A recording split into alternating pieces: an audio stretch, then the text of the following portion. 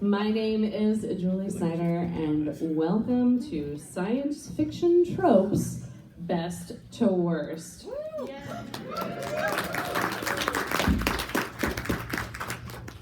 I am so excited to introduce you to the folks on stage right now. We've got John Scalzi, Yume Kitasei, Emery and CJ Farley. So we are starting New York Comic Con strong with this panel. And to get things rolling for us, I'd love if y'all would go down the line. Feel free to start at the whichever end or even the middle, whatever you prefer, and introduce yourselves in your own words and share just like a fun fact that might not be in the publisher's bio. Hi, I'm John Scalzi. I have the statistical average face of every white man between the age of 45 and 65. And I can clap with one hand. Whoa. Next. I should not have you go first. I can't top that. No, you can't. I'm Yume Kitasei, and I technically have a clone because I'm an identical twin. Ooh. Which I guess is a trope. Yes. Hi, I'm Emery and you would not know what to look at me, but I once hiked to Machu Picchu on the Inca Trail. I am CJ Farley, and I once worked on an audiobook with Michael Dante DiMartino. This is why I don't share a fun fact of my own. That's amazing. Well, first off, thank you all so much for being here, and all of you as well. We will do some audience Q&A questions later, so start thinking about any questions that you might want to ask. But let's get into tropes. So I'd love to hear from y'all, because we found that some people actually interpret tropes differently in what they are and what they mean to them. So for you in your writing, what is tropes, and what is your favorite trope? Let's start at the end. Seconded. Well, they just voluntold you. I feel like a writer's task is always to sort of rage against tropes, because people want to hear new stories, and if you're going to be talking about things that are familiar to people, you've got to approach it in a different kind of a way. So when a trope comes up, you want to dismantle it, get under it, make it something different. Otherwise, you're telling people the same old stories. You're just reinforcing, past stereotypes and assumptions. So one trope lately has been driving me crazy is the whole sort of multiverse trope. And even mentioning it is a trope because it pops everywhere. Everyone's doing multiverse.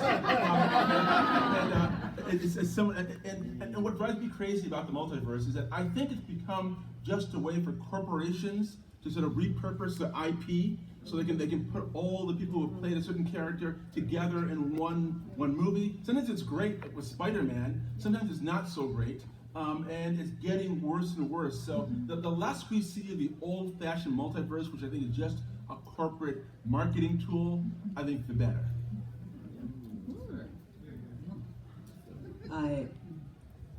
I think, tropes do have a few definitions. I think I agree with you about the multiverse thing.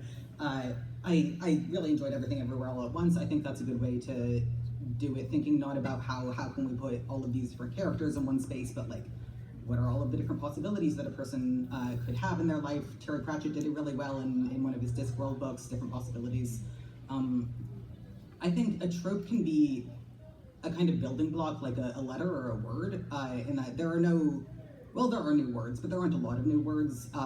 But the way you rearrange them, put them together in new ways, do unexpected things with them, can give you something that you might not get by playing out. You can't tell the same fairy tale over and over and over again, but you can use the idea of the witch, do something new with her, turn her upside down, turn her around, while still referencing this thing that people already know, but now can look at in a different way. My favorite trope, it's sort of hard to get out of the language of romance when you talk about tropes because they're so trope heavy. Come back to me on that one. So as I was sort of doing my homework and trying to prepare for this panel while sitting on the subway, which is basically how I did all of my homework in high school, The only conclusion I can come to actually is that tropes in science fiction are basically anything that is based on Star Wars. And that might be because I'm a Star Wars fan, but I was having trouble at first coming up with tropes that were not based on Star Wars. So I would say actually anything that's based on Star Wars is a trope. Like, you've got like the farm boy who goes out to the stars, or like the rugged rogue who has a ship that's falling apart. So like the classic story sort of templates that we like. And I have to say I do like tropes, but I agree with you that Chris, that they are tropes are made to be subverted. And I will also add the other trope that I really like in the multiverse vein. And I agree that multiverse is annoying because as a Star Wars fan, I was devastated when they reset the universe of the books. After I did all the work to read all those books.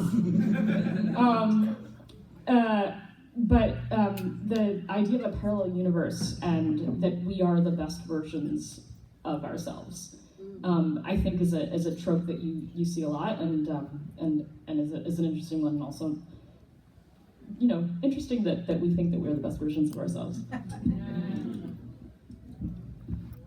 I fucking love tropes. And indeed, I have made a career out of tropes. What is old man's war but Starship Troopers with old people? Red shirts. Red shirts. Come the fuck on. Walking trope.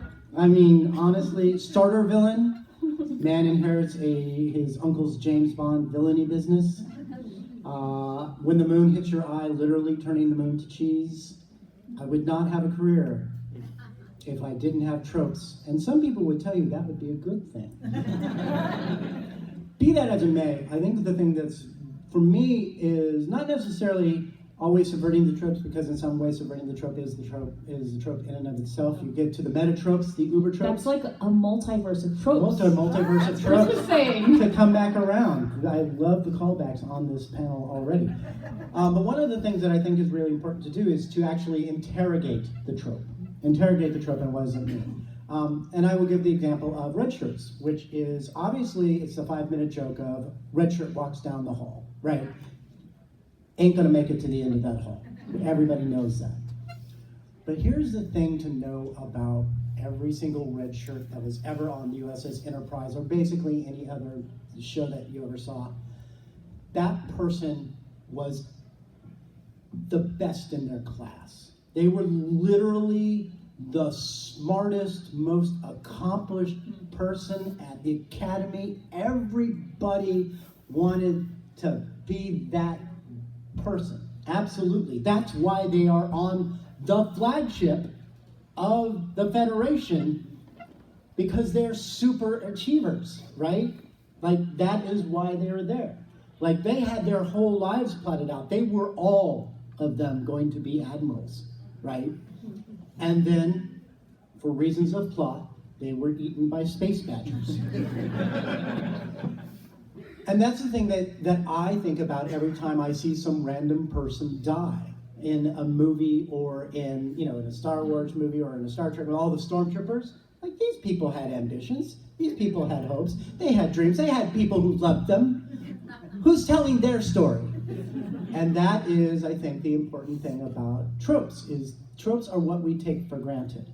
But behind and underneath and all around every trope, there are so many interesting stories that can be told. So you can use the trope that has been overused, and then you go further. So John, you mentioned deconstructing tropes and also subverting tropes. And CJ, when you started off, you also talked about how often tropes are used both in the marketing of this writing. So I'd love to hear from y'all. How do you approach tropes both in your writing, and then once your book goes out into the world and you sort of have no control over the labels people are putting on to describe it in shorthand? You start with a lot of arrows, right? Coming out of your book. No, I'm kidding. That was a serious answer. Yeah, well, I think everyone has made some good points here in that you can use a trope for leverage. People have a certain expectation about what's going to happen. And when you can subvert that, that can be dramatic, it can be comedic, it can be surprising.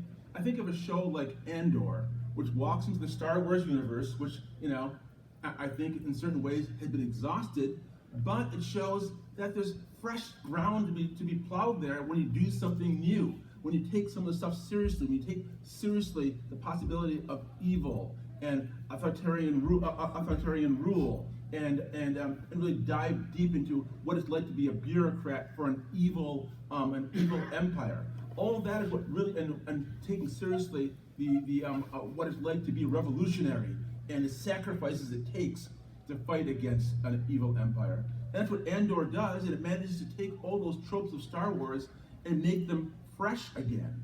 I think if anyone watching Peacemaker here, Peacemaker, I think, I'm not gonna give anything away, but in a recent episode, it's a multiversal story in this new season, but they had a surprise, I think, if you don't read the comic books, did sort of subvert what you expected from this multiverse and took you into a new place. So you can use those tropes to your advantage.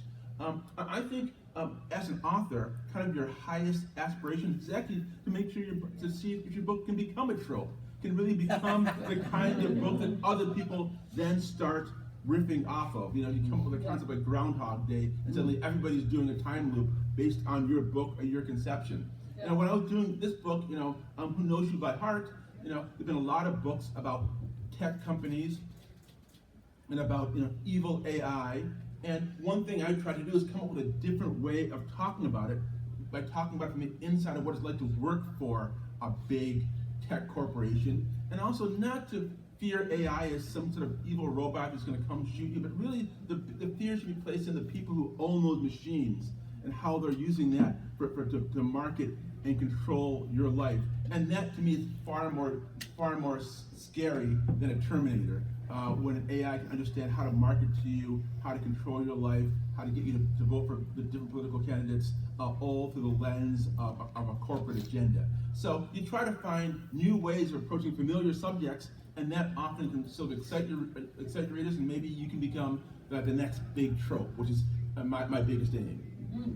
Yeah, I think that's very true. I think we would all love to become first a trope and then a cliche. That's the long-term goal. I think the really interesting thing about these things that go into our stories and become tropes and then become so ingrained that we go, oh, of course that thing.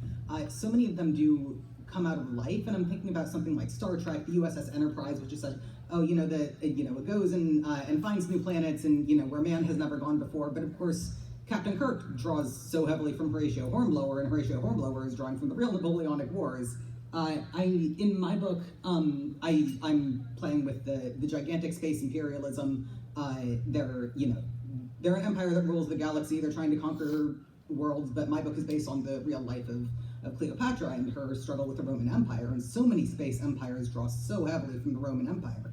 And the Roman Empire itself influenced so many of the empires that later ruined lives around the globe. The British Empire. The Spanish, the Roman Empire itself was trying to imitate Alexander. And it's funny how far these things go back, and how we translate and sort of reinterpret and reimagine. The Alexander that the Romans imagined was nothing like the real Alexander. The Rome that the British imagined was nothing like the real Rome. You look at all the statues that they stripped the paint off of, and you understand how these things turn into myth and into story and get manipulated into people's agendas, which I guess in some ways is what a trope is. You could talk about the invention of the Middle Ages in fantasy. All of these things that happen in real life became tropes in Tolkien, became tropes in throughout fantasy. I think the human brain is always trying to find patterns in things, and that's why tropes are so delicious. And I think the thing that's really interesting about science fiction is that a lot of science fiction is based on technology and how we are evolving as a society because of the technology. And so the tropes, by definition, in science fiction are often also evolving maybe faster than some other genres. They're still there, but they're, when you talk about AI, for example, there's certainly like now a number of AI tropes that exist that obviously weren't what they were 50 years ago. But I think, Emery, what you're also reminding me is that as authors, when we're writing science fiction, actually, I don't want to speak for anyone else on this panel. When I'm writing science fiction, I'm often thinking about history in order to project forward and speculate about what the future might be. And so I think in that case, there's sort of a sort of ribbon of tropes that are based deeply in history, and those are maybe a little bit more static than the tropes that are based on sort of the changing society based on technology. One of the things is to go back to the idea of however you write. Yeah. However you write, the book goes out into the world, and then it meets up with you people, and you put your own value judgments on them one way or another. And that's always very interesting because we are effectively just telling half the story, because the rest of the story gets played out in your brain, and you decide what things you see there, and so on and so forth. Sometimes for fun.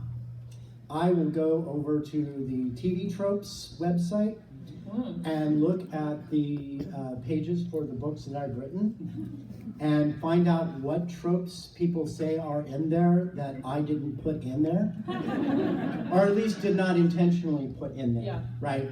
And that is actually super interesting to me because, again, you can write something you think would be absolutely fearless and imaginative and completely novel. Yeah. No one has ever covered that before. And somebody on TV Tropes would be like, yes, that was obviously the banana on the wall trope that this person was. I don't know if there's actually a banana on the wall trope. I'm sure there is now.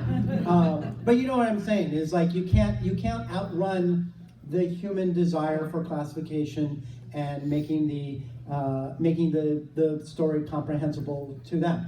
And in some sense, you're never going to be able to anyway, because until such time that we actually start drilling into our brains and marrying them to cybernetic things that will vastly change how the brain works, we are operating on the same operating system that we've run for 30,000 years. It's why we can still understand the pathos of the Trojan War, or Hamlet, or Huckleberry Finn, or Pride and Prejudice, or Catch-22, and so on. We always will be returning to certain ideas and concepts and so on and so forth because we are humans, and there are just some stories that motivate us more than the others, or that we will project onto the stories that we're being told. I just want to say I do feel like actually social media has already rewritten my operating system. Yeah, I mean, maybe you. I find what I find really super interesting about social media is that it is. You're better at it. No. But it's also what it has done is hyper accelerated the speed at which we receive, assimilate, spit out, and recycle tropes. Right? Like we can use tropes that didn't exist literally 3 days ago. Right now there is a trope that's going on, which is really horrible. This podcaster whose dog had that's my agent. Don't they know you're here? Yeah, he does know I'm here. I'm sorry, that was like the most obnoxious writer thing. I'm sorry, this is my agent. But right now there's a podcaster who like 2 days ago or 3 days ago was podcasting, and his dog was on his exercise machine and got off the exercise machine and then immediately got back on, and people are like, that dog got sapped, right? Because there's a little collar on it. And so now if you go to Reddit, there are memes about this poor dog being shocked, right? And it's all over Reddit front page. The memification of this poor dog and this asshole podcaster is hyper accelerated. It's going to be everywhere for a week, and then it's going to disappear. But here's one thing, though, and this is why I was so excited about being on this panel, is that I think part of our calling in this modern age is to make sure we sort of fight against tropes, because I think that makes us more into sort of part of the machine. And so what I mean by that, I mean, AI, to a certain extent, is trained on tropes. I mean, it's pattern matching. It figures out the next word based on the kind of words that typically follow that word in other kinds of situations.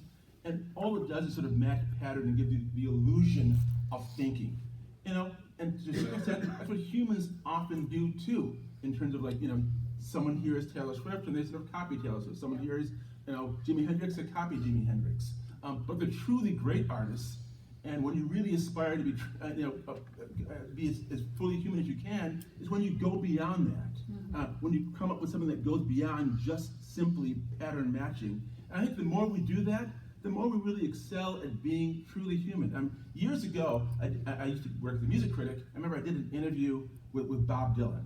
And I remember at the time he told me he announced he was working on a book would later become Chronicles Volume 1. But he told me he didn't remember much of the 60s or 70s. And so what he was doing is he was going back and reading articles about himself and putting them in the book, whether they were true or not, and creating a whole new narrative.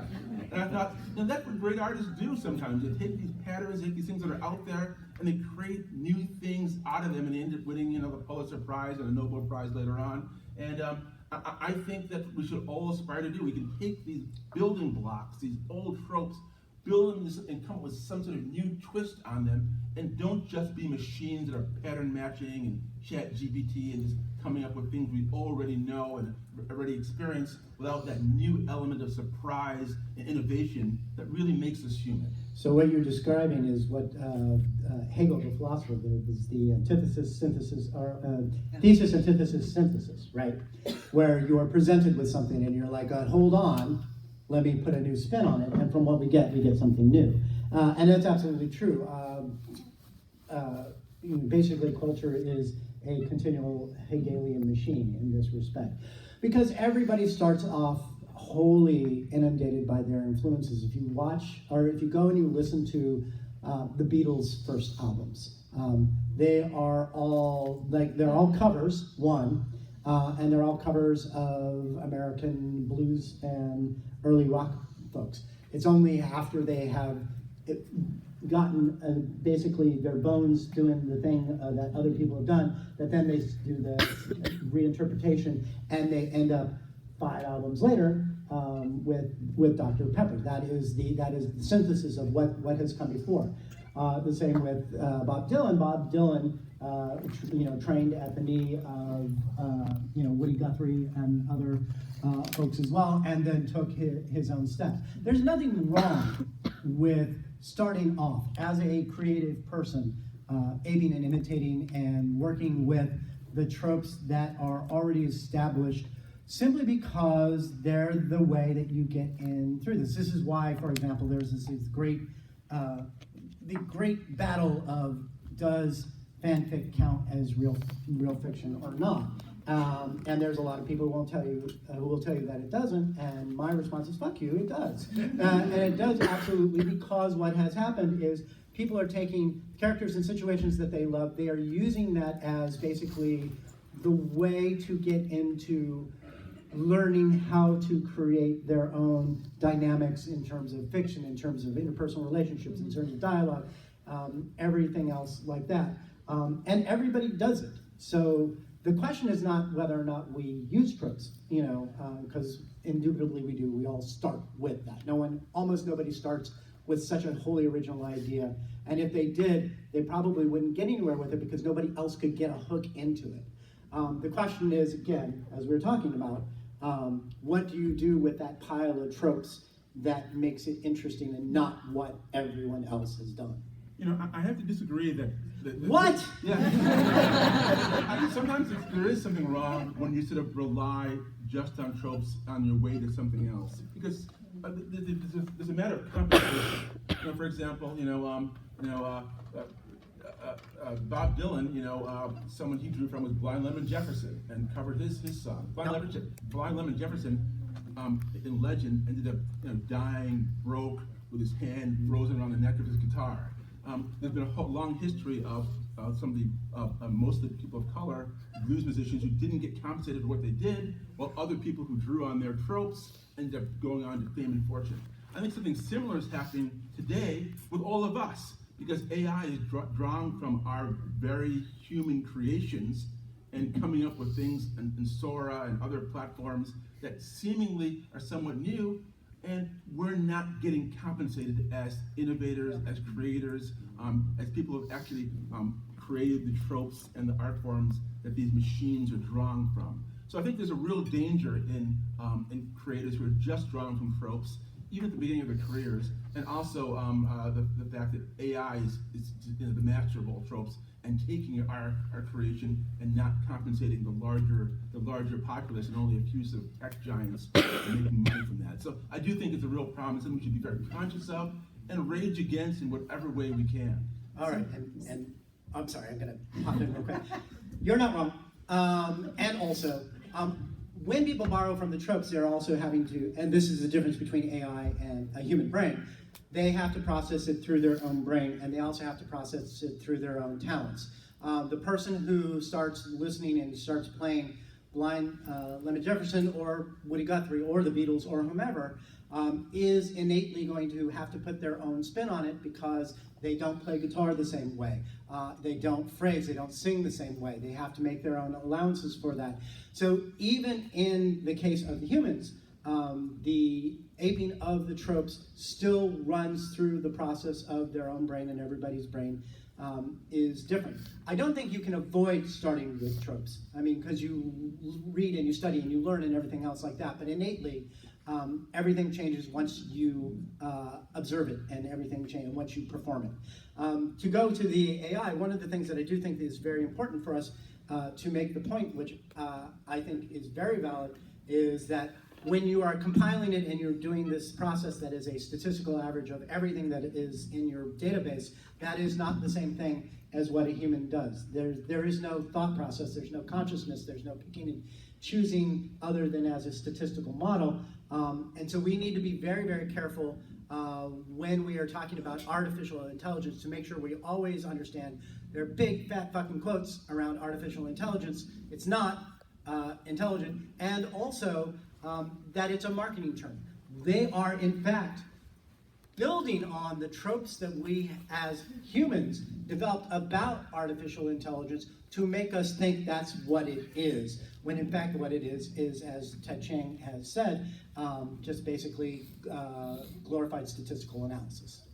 I love that something that seems like perhaps an innocuous topic like tropes brings out so much passion in people, Yes. which to be fair, AI cannot have passion. But we've talked about tropes, we've touched on cliche, and I want to segue a little bit and talk a bit about mashups. And the reason is, Yume, you had a blog post about mashups in science fiction and how it actually brings in more of an audience and makes elements of science fiction accessible to audiences that might not have read these types of books before. Your specific example was the category of science fiction mystery. So it was an older blog post, but I'd love to hear from you and open it up to the rest of you, sort of in science fiction, those mashups, those tropes and cliches, how it broadens the opportunity to pull in an audience more to the genre. So this comment will hopefully not offend anyone in this room, but I often joke that science fiction is the leper colony of literature. Sorry, we're all here and we're all infected. But mostly because when I first started publishing science fiction, and also just as a science fiction reader, I've always loved science fiction. I would tell friends about books, and they would look at me sort of with this dead-eye stare and say, I don't really read science fiction. And so my career, as I'm writing stories, one of the things that I've always really tried to think about is, as a genre, like how do we make science fiction, how do we get people to read science fiction? Because the truth is that they're already reading it, they just don't get that's what they're reading. And that is like a marketing thing, that somebody has sort of presented to them, Station 11 and said, this is literature. And they're like, okay, this is not science fiction. Or like my favorite, which is I'm telling people this is a dystopian novel.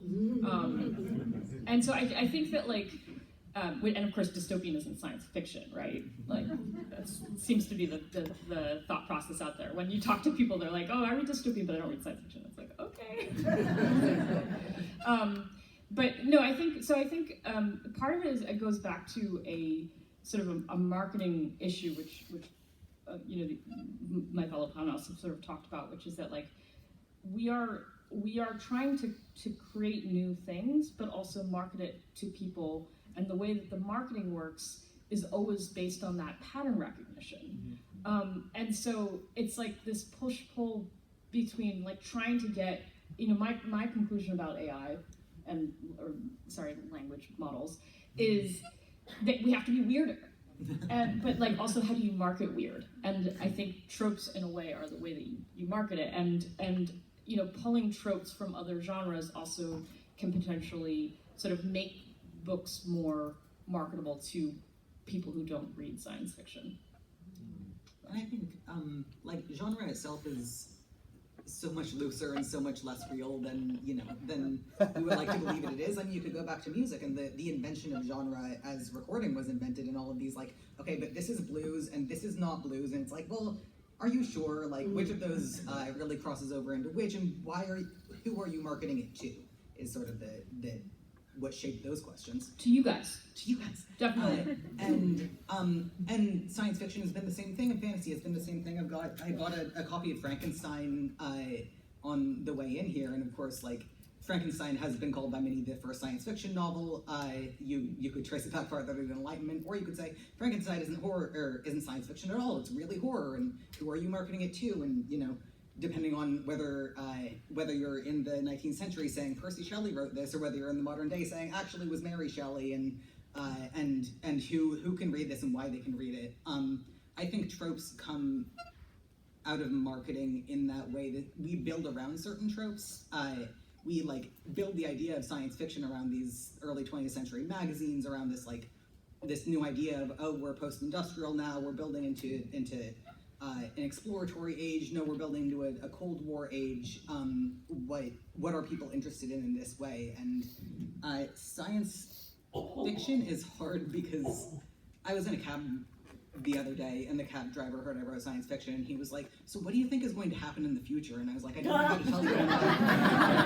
I'm so not qualified to answer that question. I think the answer to that is 52, 13, 16, winning numbers. And I think people have a hard time with this idea that oh, it's not really science fiction, it's literature, but they also have a hard time with the idea that this is not really non-fiction, it's a story. I think it's the mashup of those two things that people have a hard time with. I think part of the reason we have genres is because it's a way for sort of elite critics and academics to enforce their own rules over those of the public. And what I mean by that is that stuff like science fiction sells and fantasy sells. And so years ago, people would say, okay, that's not real literature. Real literature is the stuff that doesn't sell, that really we can be arbiters of deciding whether it's good or bad. But luckily, and more recently, we've seen really great science fiction writers and fantasy writers get more acclaim in the literary world. You think of someone like Kazuo Ishiguro, who defies genres, with Never Let Me Go, Clara and the Sun, and any level, those are really science fiction novels that bridge genres and win the Nobel Prize. And that's really what it's all about, to recognize when people are trying to fit people into genres, trying to say you're this and that's not that, and you can't do that in that genre. Usually it comes from that elite mindset that I don't want the public to be able to decide whether that's good or bad. I'd rather have this person, in some high academic setting or in some big journalistic outlet, or who's already got some acclaim, to decide and be the arbiter of what's good or bad. So that's another thing we need to sort of rail against, because those genres are really just illusions, and we see the mashup happening more and more, like romantasy. There's some romance going on in my book too, which is sort of sci-fi but really kind of real. You should ignore those genres, ignore those lines, and really write what you think works and read what you think works. And don't worry about what genre people might say it fits into. And CJ, that's your book, Who Knows You by Heart, out November 11th. Yes, yes, thank you. My birthday, thank you. All right, we're gonna go to audience questions in just a moment. We don't have a Q&A mic, so if you want to ask a question, you can line up over here. We won't get to everyone's question. However, you all will be at the signing table after this in Hall 1A at 12:15.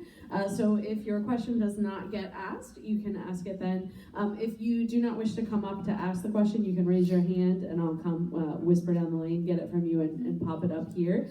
So while you're thinking of your questions and anything that you may want to ask, Emery in Sea Eternal in the previous book, you are interpreting Cleopatra in space, but also from historical sources, and for the most part, those historical sources are Roman propaganda. So can you talk a bit about what that is when you're pulling the information from propaganda and how it might automatically turn her into a trope? Yeah, this is Cleopatra is a fantastic example of a trope because she really does become a trope because of this propaganda that is put out about her. She's sort of the original blueprint for all of these ideas that become later staples of Orientalism. These very, very like racist and sexist and misogynoir things that get propagated for thousands of years because Emperor Augustus is having a war with Antony and Cleopatra in Egypt.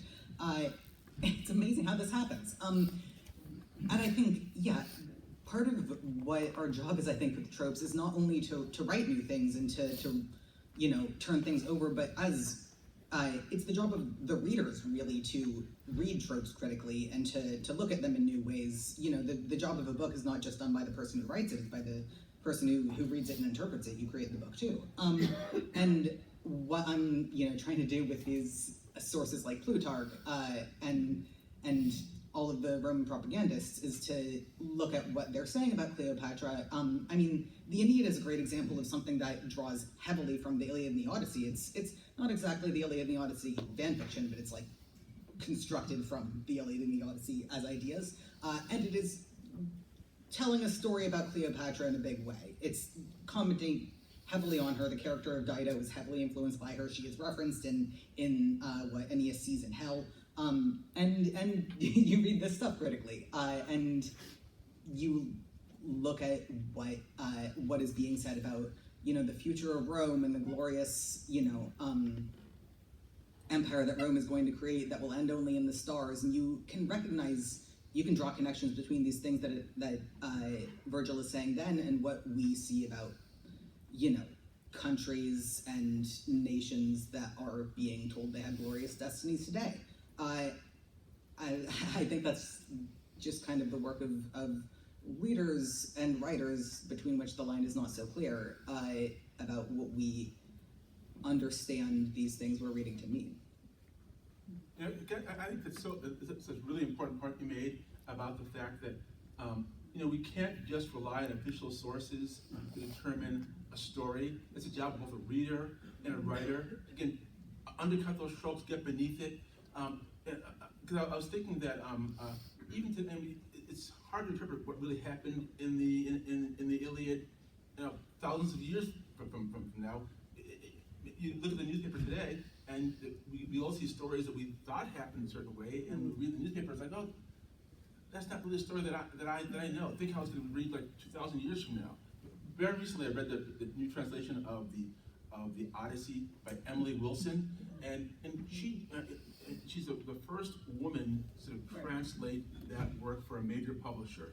And just reading her take on that work, again, shows you the power of someone who can reach beyond the tropes, reach past history, go past the data points, and come up with a new way of interpreting that story in a fresh way. Mm-hmm. And if she can do that with the Odyssey, we should do it with any kind of story, whether it took place yesterday or thousands of years ago. And it's really, I think, a challenge to writers and to readers to try to aspire to do what she did with that great work. I think she's such a interesting.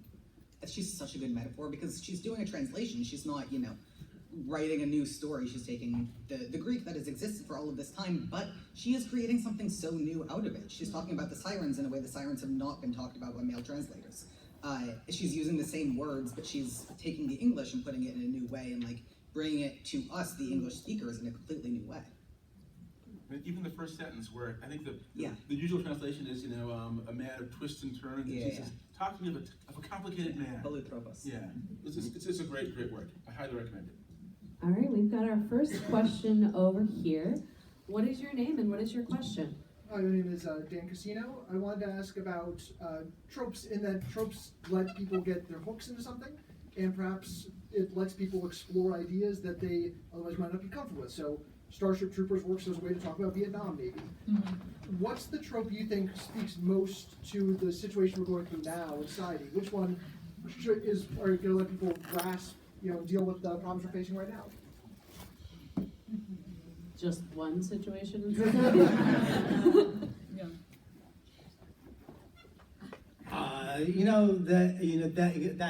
That's the point, though, right? I mean, there are so many different things that are going on that you can just pick any that you want.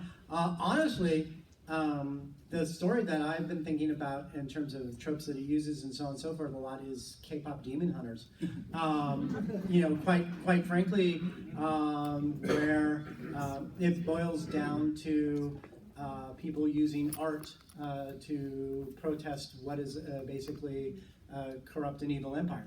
And that threatens to consume the souls of everybody that it encounters. And so this is certainly not something that hasn't been done before. It's even lampshaded in the K-pop demon hunters that every generation you have these artists and creators who protest against this ceaseless evil. But certainly at this particular moment in time, that's the one, aside from the banging soundtrack, that as a piece of pop culture is the one that's just really resonating with me. For me, there's a common dystopian trope that has really resonated with me. Maybe that's because I'm a millennial.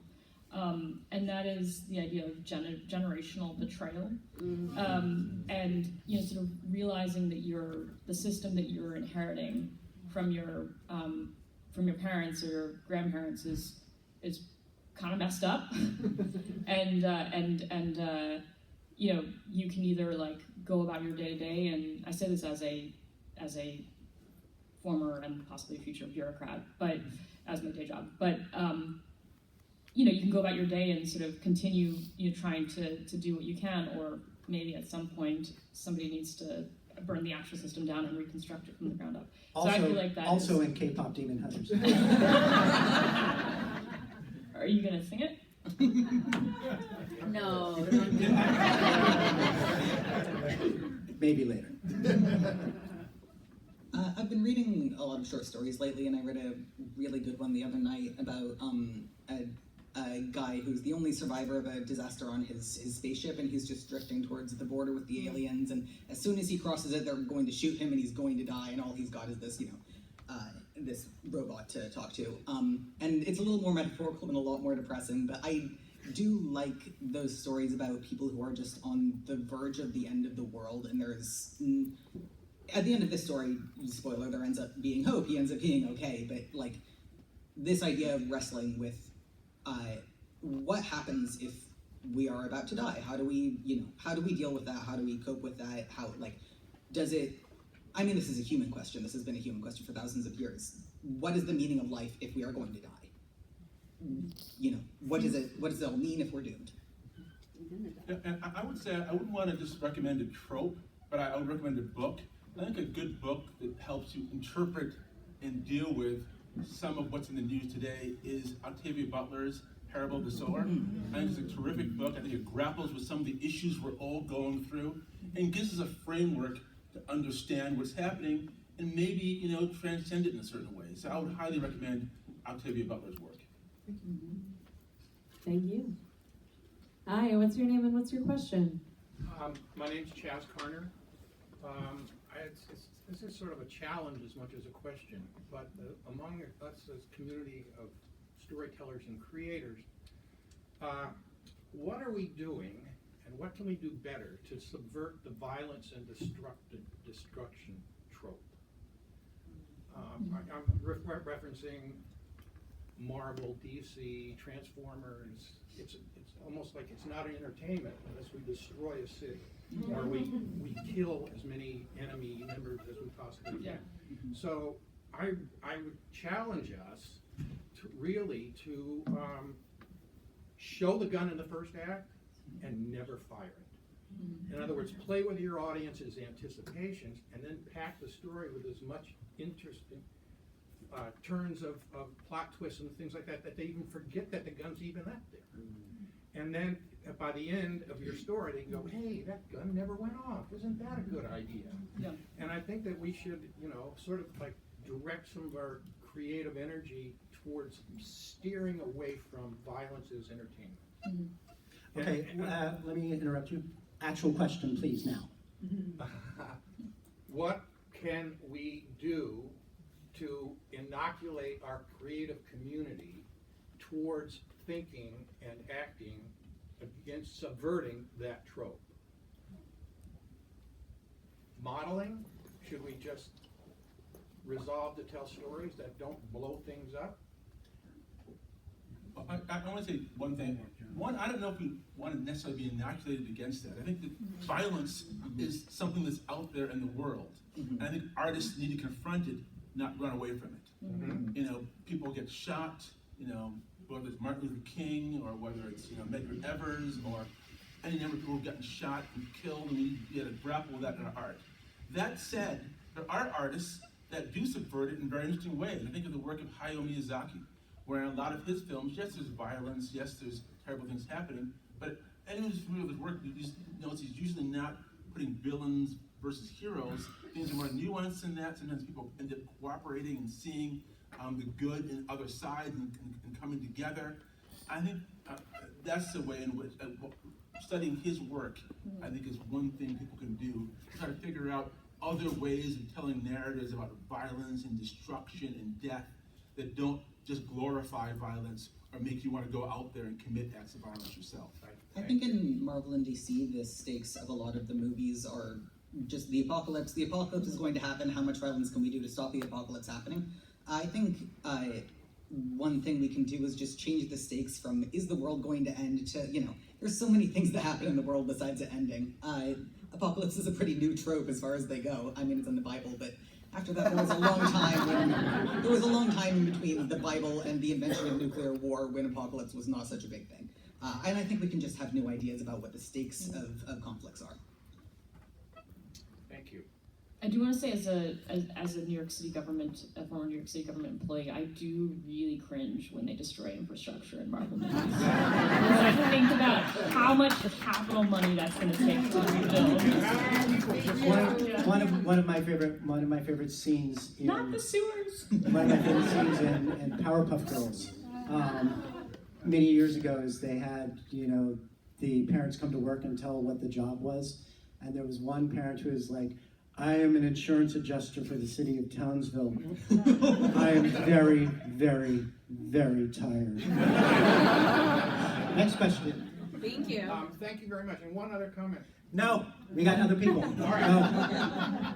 Hi there. What's your name and what's your question? My name is Frank, and I grew up reading a lot of Isaac Asimov. And one of the things I really liked about science fiction was that he would be able to invent a culture, a planet, a place where he could take a trope and then expose a whole new side of it. I just would like your comments on that. Do you use your science fiction to exploit different aspects of the tropes, subvert the tropes, as you were saying? Yeah, absolutely. The whole point of, not the whole point, but one of the things you get to do in science fiction is put it at a slight remove so that people don't feel that whatever question, idea, concept you're interrogating is an attack on them and their way of life personally. Creating a new civilization or a new planet or a new world, a new sort of political order or any of those sorts of stuff creates that fictional remove, a little air gap between what is happening in the real world and what happens in your fictional world that allows them to approach that without feeling immediately like it's a direct commentary on their life. It might be a direct commentary on their life, but that one small remove helps. I also want to say, it goes back to what John was talking about earlier, which is, that as writers, you bring yourself to the page, just like readers, I think, bring themselves to the page. Yeah. And books are sort of like an intersection between the two. And one of the things that I find really exciting as somebody who grew up reading Isaac Asimov and Octavia Butler is that the more diversity that you see in the genre, the more I think the more broad the types of invention of cultures looks like, because people are just naturally sort of bringing their own sort of different perspectives to it and backgrounds to it. So like, space colonization is a very common trope, and imperialism is a very common trope, but it's very deeply rooted in sort of the Western notions and the Western history of imperialism. And there are, like, one book that I love to recommend is Splinter in the Sky by Kemi Ashingiwa. So like, if you love Arkady Martine's Memory Called Empire, I would recommend that one. And one of the reasons why I think that book is so interesting is because it is about colonization, but it's from the perspective of somebody whose culture had actually been colonized. And I just think that it reads different. And the culture that has been sort of developed is different. And so I think, that it's science fiction is the most exciting the most exciting genre there is right now to me, because there's so much new infusion of ideas and experimentation that's happening right now in the genre. And one thing I think about Isaac Asimov is worth pointing out. Anyone know where Rockport, New York is? Upstate New York? Yeah, so there's this great school there, State University of New York at Rockport. I remember when I was a kid, I was like 9 or 10, Isaac Asimov actually came there to give a talk. And he was incredible, he was smart, he met with all those people who were there, including little kids like me. And I think the reason why his work was so resonant for me as a young kid is that it wasn't really about the future. It really was about the present. And that's what most great science fiction really is about. It's not about speculative stuff, even though he did a great job of speculating about computers and Wi-Fi and things that would come in the future. It was really about the way in which humans interact today, and he just happened to put it in a science fiction context.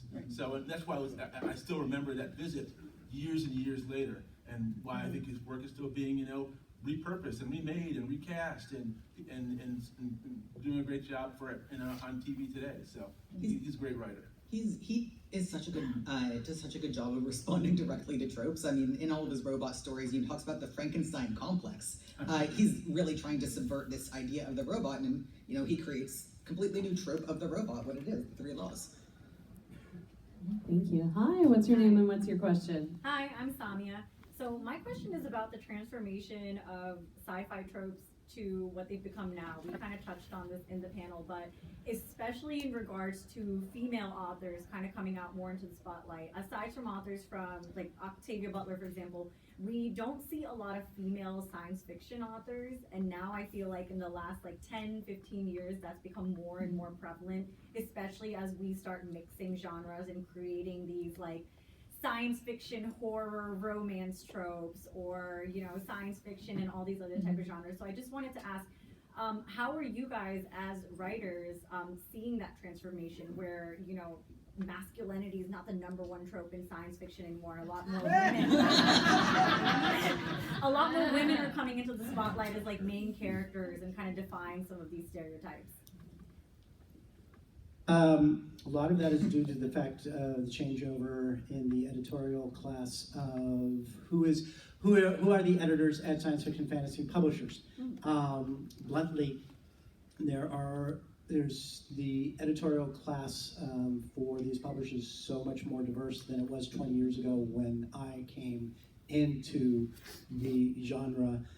And what you see that is if you have a more diverse class of people as editors, you're going to have a more diverse class of things being acquired, marketed, and so on and so forth. And what we're discovering is that it sells. And so, quite frankly, in addition to just having a substrata of these are what the editors want to acquire, it's also what's selling. So we are going to continue to acquire and sell them. This does not mean, said the guy who just got on the New York Times bestseller list, that men are not still selling. They absolutely are. It is not a no but, it's a yes and. The field as a segment of publishing is so much broader and a larger percentage that what we are talking about this expansion is an expansion of the entire genre as a whole. More is coming out, more is being sold, the audience is wider, and it's being served better than it ever has been before. That's purely the business end. And I think it's also, oh, sorry. No, I have to disagree with that. Why do you disagree with me so much? Why? The number, if you look at the numbers in publishing, hiring really hasn't changed that much over the last couple of decades. There's still a real lack of people of color in places where they can actually green light books and get them made. That's just a fact. You look at the numbers, it's still really quite bad. That said, there are a number of superstars, I think, that have risen to the top that you would think publishing would go like, oh wow, they're selling, we should actually sell more things like that. And they haven't always done that. I would highly recommend, for example, getting Nnedi Okorafor's new book, Death of the Author. Fantastic book, I think one of the best sci-fi books I've read in the last couple of years. And she's a terrific author. And of course, N.K. Jemisin, everyone knows her, she's won a number of awards. But Nnedi Okorafor has written one of the best books, science fiction books I've read in a long time. But the numbers are still not where they should be, because people don't care about numbers anymore. They're like, oh, we don't care. They have other things they're thinking about. And I think the art suffers, I think the recruitment suffers, and I think the number of books that could be out there also suffers because we don't have people of color in these positions who can greenlight these books. I think some publishers have a bad habit of seeing a book do really well and back to tropes, going, we want more books that use the trope that this book uses instead of, oh, we should have a lot of original voices writing for us. You know, you get the Hunger Games and suddenly you have a bunch of dystopian novels being published, and some of them are very good. But people aren't really understanding what makes the Hunger Games great is not there's a dystopia in it. It's the quality of other things. It's it's the stakes. It's her background writing for TV, this and that.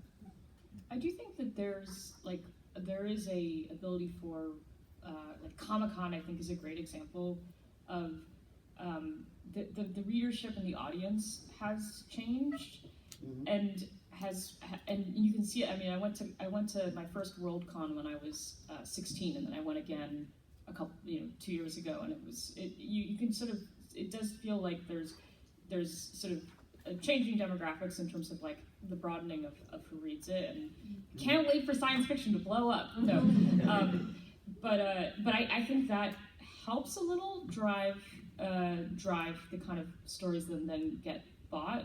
But it is, I mean, yeah, it definitely is. It does feel like a hard sell sometimes. I mean, this book, The Deep Sky, which is my debut, is about a biracial young woman who gets sent on a ship, an interstellar ship, and there's a lot of dealing with that theme, and I thought like this was going to be a hard sell, and I think one of the reasons why it did sell is because my editor who bought it is, a younger person of color, and saw it for what it was and was able to get it, and I've been gratified to see that actually like people have found things to resonate in it. But I do think the market does still feel tough, and I think that the only thing that's going to start to shift it is like people's appetite, I think, is changing. So I'm hopeful about that. As a coda to all of this, the one thing that I would add is that we are now shifting into a era where diversity in books is being openly challenged in libraries, in schools, in the marketplace. And so one of the things that is actually going to be super important about that is, as noted, the publishers are going to publish what is going to be selling. Or what they think what they think is going to sell. If you are wanting to support diversity in science fiction or every other genre, that is something that additionally you have to, one, get out there in the marketplace and buy the diversity that is there, and second, go into the schools and the libraries and all the meetings locally and so on and so forth, and make the point that you don't want that stuff censored just because the characters don't happen to be white, and that you want to have that diversity. If you show up, that's going to make a much bigger difference, especially now that from above, that hammering down on diversity is a policy of the government. A very important comment as we are in the midst of Banned Book Week. So we've got 1 minute left, so we're going to do a quick question from our last person in line. What's your name? What's your question? My name is Alex. My main question, I just wanted to talk about the idea of mashups. So actually, I found myself very attached to a lot of stories that incorporate several different genres and several different tropes. The one that comes to mind is James Rowland's works. There was a book called The Judas Strain where he mixed a lot of historical fiction, a lot of science fiction, a lot of science fact into a lot of his works. And I've also read books that... What's your question, my friend? Yeah, you have your question. Basically, how many tropes are too many before it feels disjointed? Because sometimes it works really well no matter how many they add, and sometimes it doesn't. Let's find out. Can I just quickly plug, if you want more history and speculation discussion, I'm doing a panel in New York, PT Knitwear, next Monday with a bunch of other cool authors, Veronica Roth, Matthew Pressel, Julia V, and Micaiah Johnson, and me. PT Knitwear, I have little flyers that you can pick up. It's part of a traveling science fiction fantasy book festival that I've organized. So, thank you. Sorry. No, it's wonderful. All right, y'all, we are at time, and I know that our guests have to get to those autograph tables for all of you, so you'll be there at 12:15.